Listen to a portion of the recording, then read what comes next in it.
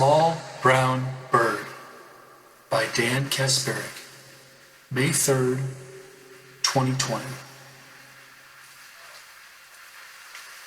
I saw a small brown bird today at the park, sitting on a wooden fence. I couldn't help but feel the spirit of my long-deceased grandfather telling me everything is going to be all right. Perchance, a reminder, spring is just around the corner. Life will begin anew. Plausibly, an indicator. God will always provide for me. Or an incentive for my soul to navigate the soft, gentle breezes.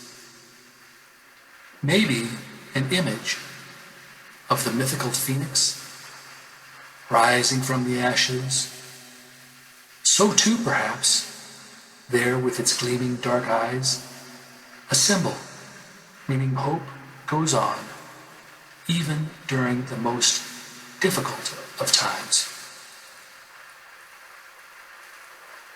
To all these things my mind took flight until I came to my senses and realized that it was just a small brown